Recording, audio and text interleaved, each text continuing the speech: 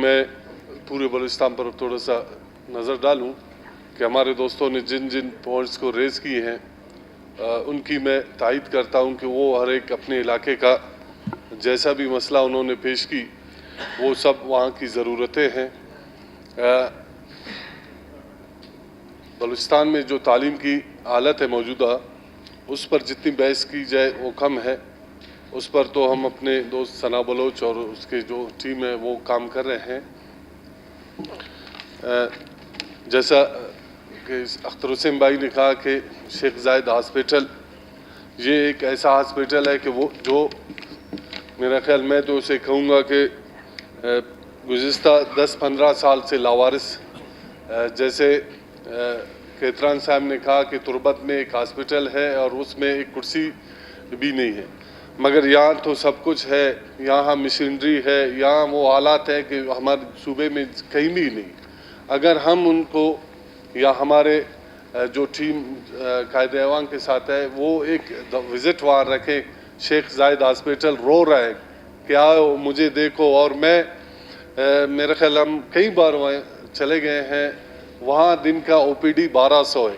1200 के OPD तो 1200 है, मगर ऑपरेट वहाँ कोई नहीं होता, क्योंकि वहाँ टीचिंग हॉस्पिटल ना होने के बराबर। अगर उसको हम टीचिंग हॉस्पिटल बनाएं, वहाँ हमारे हाउस जॉब के जो हमारे लड़के और लड़कियाँ वहाँ जाकर हाउस जॉब करें, तो जब जाकर वो हॉस्पिटल एक फंक्शनल हॉस्पिटल और एक अच्छा हॉस्पिटल बनेगा, जिससे हमारे कोयटा के सिविल हॉस्पिटल या BMC हॉस्पिटल उस पर प्रेशर कम पड़ेगा।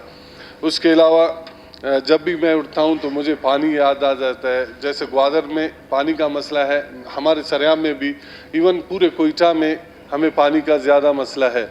अगर हमारे पानी के ऊपर एक अच्छा सा प्लान, जो गुज़िश्ता अदवार में जितने भी फंड्स ज़ाये हुए उनका तहकीकात करें कि जितने भी प्रोजेक्ट के थ्रू पैपेडली या उनमें रिजर्वायर्स बने, उनकी तहकीकात कराई जाए ताकि हमारे उस पानी का मसला हल हो जाए।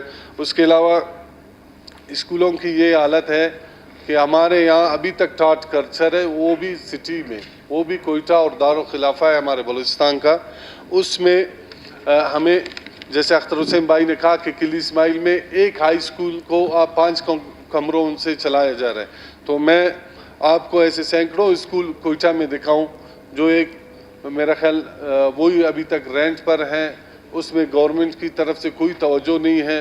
आजकल तो वो हेडमास्टर के थ्रू उसको रिपेयर या दूसरी चीज़ किया जाता है, तो वो भी इतने फंड उनको दिया जाता है, बेचारे वो अपने वो डेस्क है उनको भी रिपेयर नहीं कर सकते।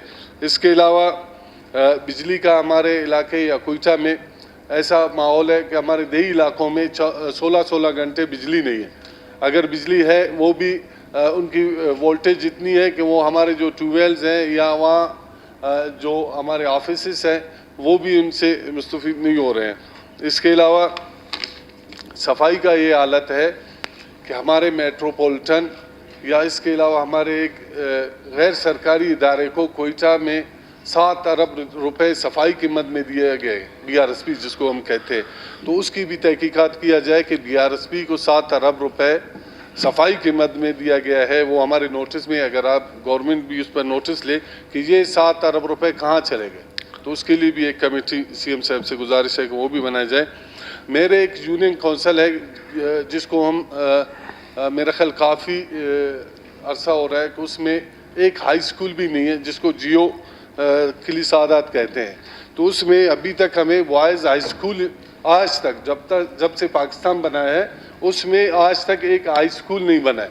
तो मैं CM साहब या उसकी आपकी तवज्जो से उससे गुजारिश करता हूँ कि हमारे इन इलाकों में नए स्कूल बनाए जाए। मैं आप सबका शुक्रिया अदा करता हूँ। बाकी बातें हम सना बलोच के लिए छोड़ते हैं कि वो आपको तफसील से बताएँ। मेहरबानी। शुक्रिया अहमद नवाज साहब। जी सना बलोच।